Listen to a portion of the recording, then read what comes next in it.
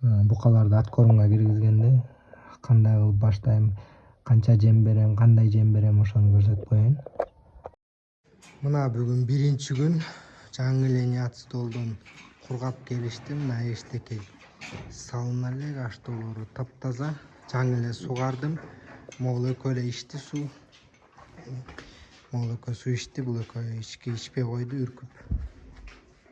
Мына байларым тургандар. Булар зүкүлдөтүп атат сууну. Мына азыр биринчи жолу саман салынат. Бул биринчи эле күн.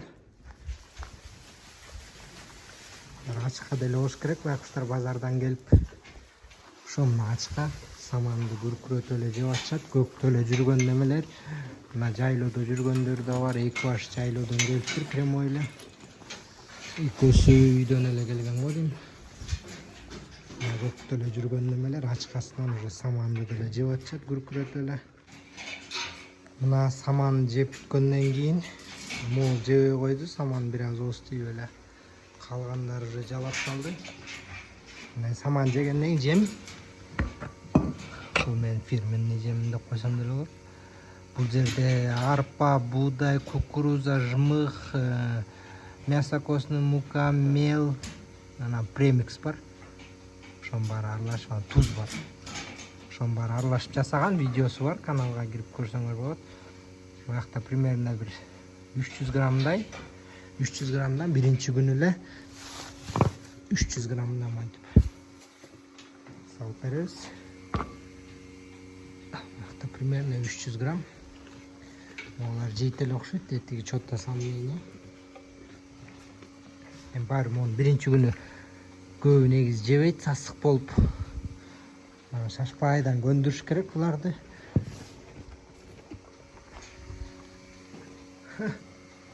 Урдуруп атат бул.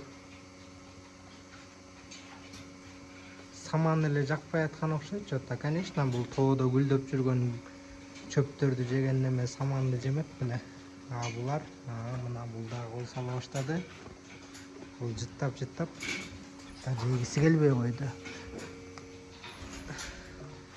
Могу жаман активный экен. Чөтөлгөн болбосо эле саманды жөнү күркүрөтүп жемди көрөлү. Жемди эле булк этпей эле жеп атат. Экөө жеп атат. Жегиси келбей эле. Могу молодец. Саман жебей жемди зүкүлдөтүп атат. Могу жеп салса эле бүттү анда. 15 күндөн кийин уже булар смело чыгара берсе болот.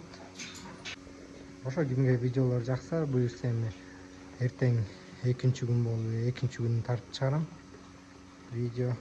Анда эле уже кереги жок го, баары эле жемди зүкүлдөтүп атат. Муну бир аз көндүрүш керек экен. А так баары сонун буюрса. Негизи булар монтип жеп атканда бир причинасы бар го деп койдум. Анткени мен жемде бир аз өзгөрүүлөр болду. Кичине эксперимент кылып көрөйүн деген, бирок чындап эле иштейт окшойт. Анткени бир партиядан бир 2-3 обязательно жеч эмес, бияктан бирөө эле, могул эле. Бирок бул деле жейт го деп атам, анткени аппетити жакшы эле болду. Саманды күркүрөткөн, мен могул жебейт го деп аткам, бул жөнү зүкүлдөтүп атат. Эртеңки видео буюрса чыкканда ошондо толугу менен айтып берем, эмне өзгөрүүлөр болду, эмне үчүн мындай жакшы жеп атат. Негизи мен да таң калып атам булар зүкүлдөтүп аткан. Могуга баа бердим. Эң арзан алынган бир аз жөтөлү бар. Анысына карабай, жөнүнө жемди шыпырып атканын карабачы. Негизи ушул эң арзан алынган, эң кымбатка сатылат да, негизи могулардын арасынан. Негизи эле ошо алынган малдын арасынан эң арзанга алынган мал эң кымбат баа менен кетет, ошондон эң көп прибыль түшөт. Ошол эң баарынан кыйын актаган ошол болот негизи. Надежда могунда оорусунан айыгып кетсе, анда бүттү. Смело актайт, сонун прибыль алып келип берет буюрса. Бүгүн кече, бүгүн эле, бүгүн ушул торпок айынан булар сатылбай калды. Негизи могу үчөөнү сат деген 69дан деп. Мону өзүң алып калдым, жаккан жок дегенде мен. Алсаңар 4төн ал, албасаңар муну да сатпайм деп сатпай койгом ушунун айынан эми. Буюрса. Баары сонун. Кимге видео жакса лайк басып, эртеңки видеону да көрүп, оюңарды калтыра кеткиле. Рахмат.